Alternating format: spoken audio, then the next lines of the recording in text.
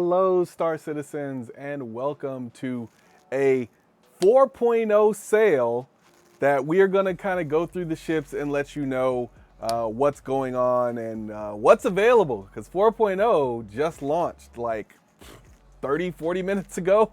So let's get into the sale. We'll talk a little bit about the Guardian and the Guardian Key, I believe.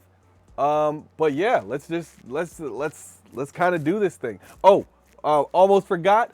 Let's make sure that we're hitting that like button or that dislike button, making sure we're leaving our comments and making sure we're subscribed so that you qualify for our Perseus that we are giving away this month. You know, holiday spirit, we got to give that thing away. And that's shout out to Aerostar Capital. That's AERO, Aerostar Capital, for giving us that ship to give away this month. And yeah, which allows us to do even more giveaways. We're still giving away a long-term backer kind of ship. We're giving away that Paladin to the long-term backers following longer than 100 days. We're giving away a C8R for streaming. We're giving away a skin. So many things that we're allowed to do because of Aerostar Capital. So shout out to them. And yeah, if you haven't been subscribed, if you just now subscribing, make sure you share the channel at least twice, and make sure you like and dislike and leave a comment on every video so that you qualify as well. All right, let's get into this thing. All right, so 4.0 is here, folks. No more wipes until 1.0. Aren't you excited? I'm excited. I'm gonna actually play more, a lot more now that 4.0 is here. Destination Pyro, we're not gonna go over all of this stuff because yes, there is a lot to go over. So we're just gonna do a whole separate video on 4.0 and everything that's coming. I'll also be on Info Runners later today. So make sure you go and check that out. We'll be talking about it live on the Info Runners. On top of that, I'll also probably go live the following day to answer questions. But it'll be a Q&A for the Info Runners. So just go and make sure you check out the Info Runners. Go follow the Info Runners if you don't already. All right. We scroll all the way down and we get our 4.0 ship sale. I knew there'd be a ship sale, folks. 400i. The 400i is getting a little bit of a bump to the thrusters, so the speed might change on this, so we'll have to actually go and look at the data for it, but I still don't think it's a quality buy at $250. I still think it's missing a few things to make it worth the while. And it still needs some work on the ramp because the part that comes down to let the vehicle on. I'm like, it's late at night right now. But basically, the part that holds the cargo, the cargo thing that comes down, and so you can drive a vehicle on it and stuff like that. That part actually needs to be a little bit. It needs to either come a little bit lower, or the ship needs to be a little bit higher so that you can allow some other vehicles to go on it. Otherwise, it just loses to the MSR. Because of the ability to put a NERSA on the MSR, and this thing doesn't have any medical facilities. So unless they plan on changing one of those cooling areas to a medical bed, this thing is going to lose due to the invention of the NERSA. But do I still think it's a good ship? I do think it's a good ship for its specific purpose, exploration and touring. If you got 3 people and you're looking for a ship that's built for 3 people, this kind of is it. You can put that X1 in that garage bay in the front, and yeah, or you can put a Nox in there, you can put a Pulse in there. So yeah, it doesn't have enough cargo capacity for me, but I like the ship. I like the way it looks. I like the feel of it. I just think it needs some better balancing. The C8X Pisces Expedition, they don't sell this a lot. So this is actually the best version of the Pisces outside of the C8R. So if you were looking for the best version of the Pisces to put inside of your ship, I mean, at least I don't think they sell it very often.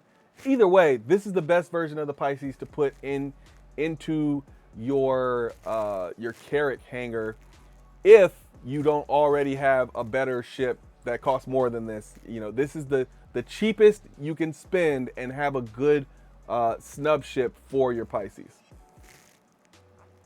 Or for your Carrick. But I will say this about this ship. More often than not, a C8R is going to be better just in general. This is more so if you know for a fact that you need kind of a more combat oriented snub, and you are not trying to spend a lot of money, because there are better snubs, there are better things you can put in there, but the main draw of this is it's a solid little snub fighter, and it's $45. So me personally, I would prefer a Fury or a P72 to put in that hangar. But again, this one has an interior and those two don't. So this one has a little interior for you to do more exploration stuff, whereas those other two are just for fighting. So again, I think this kind of rounds out the snub category. Then we have what? The Carrick. The Carrick has an upgrade offer. It's actually a pretty decent CCU. I knew we'd get some solid CCUs once 4.0 went live, and this one's no different. I think it's $10 for $40, so a 75% value CCU. So this should close out a lot of people's CCU jump things, but it might not carry out. It might not, do so for everybody else. Now that you can open the hangar, or you can open the doors for the cargo, this ship has come back as one of the better cargo ships because of its exploration capabilities, its long range capabilities, its its charting capabilities. Welcome back, Carrick. The Carrick is an incredible ship, and I think most people who own a Carrick already know that, and they were just waiting for it to get its just due, and 4.0 has delivered. So now you can open up the cargo bays. They have a new cargo animation to open up, and you can put some cargo on there. We're still waiting on the Caterpillar to get that, but the Carrick is going to be one of the ships to beat in 4.0. We just need a few more capabilities as far as that exploration gameplay, but the Carrick is on its way. So if you got a Carrick, you already know what's going on. I think you can get a Carrick for less than $400 just with basic CCU efforts. So, this one right here saves you $40 just from this one. So you can imagine how much more you can save if you take your time getting to this one. The Corsair. Now, they did technically nerf it, but I'm hoping that it gets some better maneuverability in 4.0. I didn't see any notes that said it was getting its maneuverability in 4.0, so I'm guessing that's a 4.0.1 patch or something like that it'll get its maneuverability. But yeah, I do think the nerf kind of made it less aggressive from the front. So basically, it's a multi-crew ship. It was always meant to be a multi-crew ship, and they made it to where you gotta have multi-crew in it to win it. Basically, if you want to fight with this thing, you need to have 2 or 3 people with you, and if you don't have 2 or 3 people with you, you can't operate all those guns. So yeah, it's still a beast. It still wrecks most things that get in front of it. It's just one of those things now where you just can't solo this thing and do as much damage, but it's still a good ship. Still fits a nurse on the back, adding that medical capability. Still has great forward fighter power as a single ship.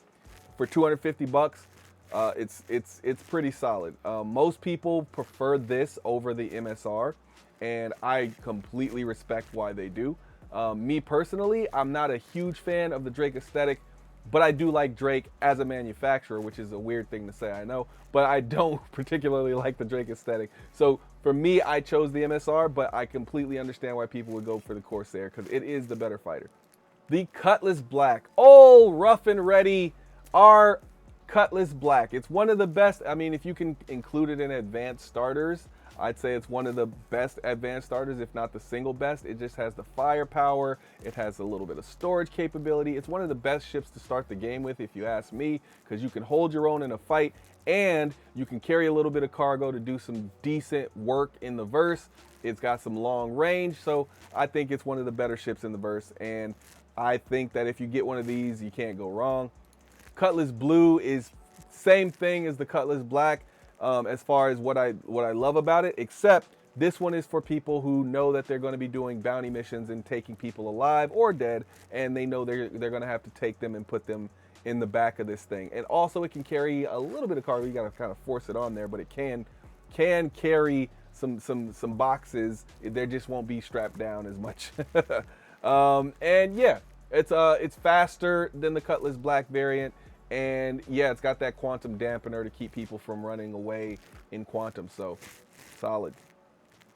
Cutless Red. This has two tier 3, I was going to say size 3, 2 tier 3 beds on it, which means it's great for bunker runs because you got 2 beds. So if you got a lot of people with you, it's better than having the 1 bed in like the medical terrapin or the or in the C8R, because then if multiple people are dying and coming back, and you can keep respawning in both of those beds and not have to worry about waiting in queue to respawn or something like that. And it can carry a little bit of cargo with it. So 4 beds on top of all that. So it's like one of the smallest ships that has 4 beds on it. I actually think it's the cheapest ship with 4 beds on it, if I'm not mistaken. Or no, the Cutless Black I think has 4 beds, if I'm not mistaken. One of these 2 is the cheapest though, with 4 beds on it. And I think that's really cool. Because it's a multi-crew ship, and it's kind of min-maxed all the way up to 4 crew. Anyway, it's got some decent guns on it, but not great. You shouldn't really be fighting with this. This is really just your bunker ship or your medical ship. The Cutless Steel. We don't talk about the Cutless Steel. No, the Cutless Steel, they're trying to make it worth its value, but it just will never get there because it's a ship that shouldn't be $235. Look at these. This one's $135, this is $175, this is $110. If anything, the Cutless Steel should have been $195. It's $235. I mean, you could have even went to $200 and we still would have understood. But it destroys what really makes these other ones great. The fact that they're kind of cheap and they have a decent amount of utility. Now, I'm sure once armor fully comes online, it's going to be a much better value proposition. But for now, it just seems like they just wanted to do another drop ship, and they were like, let's just edit the Cutless. And I just feel like they missed the mark with the pricing, to the point where you're just not going to see a lot of people with it, unless it's like a Drake fanatic who wants every Drake ship. Or it just so happens that you absolutely need this ship at this price point, which I seriously doubt anybody does, because if you're looking for a drop ship, the Valkyrie is right there. If you're looking for a drop ship and you're willing to spend $235 on a Cutless Steel and not $375 on a Valkyrie, then you're not really looking for a drop ship. You're just looking for a Cutless Steel. So, Cutter. The Cutter is probably the most value-oriented ship in the entire game. You can fit a small vehicle on here. You can fit, 8 or 12 SCU on this thing. It's got long range, not as long as the Rambler variant, but still long enough. And it's got a nice little look to it. It's your little camper van, you know? And yeah, it's a starter ship, but you know, you can, if you get this with the game, you're saving like $20 on the ship. So it's, you know, to me, it's one of my favorite starters in the game. So, you know, it's a great starter. I think there's one that's slightly better, and you all know what that is, but the Cutter is still a solid ship to start the game with. So is the Rambler. I was kind of down on the Rambler at first, because to me, I was like, why would I pay $5 extra for a ship that, to me, that seems a little worse? But then they made the Rambler a little bit better. It has much longer range than the base, so I can get why they have that. And it's only $5 more, so if you specifically need range in your starter, then I can understand why you would get this. But to me, when you start with a starter ship, it's all about keeping it cheap, low cost, and you will be able to earn these other ones so quickly that it won't even matter that you had spent the extra $5. So unless you're going to an advanced starter, I would keep it at the cheapest possible amount, or, you know, unless you're getting an Avenger Titan, and you know what I think about those. Cutter Scout, gonna have the better radars and the better scanners and things like that. So that's basically what this variant is about, specifically if you need to do scouting with your Cutter. the Freelancer Dur. I'm surprised that this one was in here, but I really shouldn't be. It needs a small rework. I mean, well, not small, probably actually kind of significant. I'd say like 25% of it needs to kind of go. But I guess I also shouldn't be surprised it's in here because it is an exploration ship and it can get you to Pyro from Stanton. So I get why it's in here. It's one of the cheapest exploration ships that is multi-crew. So I 100% get why they put it in here. I just don't get why they are featuring it without doing its rework. Come on, folks. We need that Freelancer rework, that interior rework. Let's get it. All right, now we get to the hot and heavy ones, and we're going to skip those. We'll end with the Guardian because we're going to spend a little bit of time talking about the Guardian. So I want to get the rest of these out of the way first.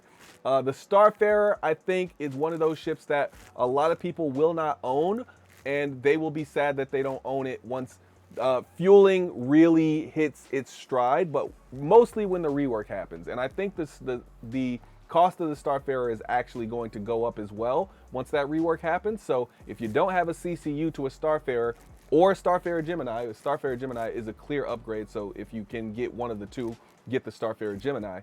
But if you can't get that one, get the Starfarer, or if you just don't want to spend that much, I could see people getting the Starfarer. But you should have a CCU to this one, folks, because even if you just keep that CCU, that upgrade, I think you'll end up making some money on it in the long term if you're just doing the speculative pricing and stuff like that. The Zeus, we've talked about the Zeus for weeks and weeks and weeks now. The Zeus CL, the Zeus ES, and we are like we're just waiting on the MR. To me, the MR is the one to get out of these three. But at the same time, it depends on your needs. So the CL has really good storage. It's a 128 SEU of storage, SEU storage. But it's kind of weird in the fact that you have to get different size boxes to fit all 128 in there. But it does have a tractor beam, unlike ships like, I don't know, the Starlancer Max, for instance. I think it depends on what you really need out of a ship. If you know you're not going to be transporting vehicles in this thing, as in you have another ship that can transport vehicles, then the fact that this can't transport an Ursa will not matter. If you're just using this as a hauler and maybe a multi-crew hauler in that regard, then I would say I 100% think that this is for you. But if you need a ship that can transport an Ursa, this one isn't for you. You're better off with the Freelancer Max, or another ship that's larger that can carry an Ursa, because that's the biggest thing that it can't do. The ES, I think, is a great daily driver, and I think that's what its main purpose should be. You should have an ES as a daily driver. It's probably one of the better ones, especially at this price range. If you're looking at the 400i, this is also a decent daily driver, but if you look at the price difference, $75 less, and this is pretty much as good, or if not better, than the 400i. And that's, again, one of the things I have to say about the 400i. But I think that's its best purpose is going to be exploration, but for right now, it's a really, really good daily driver as far as all the suit lockers, weapons, storage, all that. It's just a really good daily driver for now. All right, let's go back to these Mirai Guardians. Okay, so we have the Guardian and the Guardian Key. So I'm going to say Key. It might be Chi. It might be QI. It could be for Quantum Interdictor. I don't know. I don't know if it's Guardian QI or I don't know what it is. But I probably should watch. They probably have a video on it or something. But here, we'll look at the offer here, and then you can kind of see.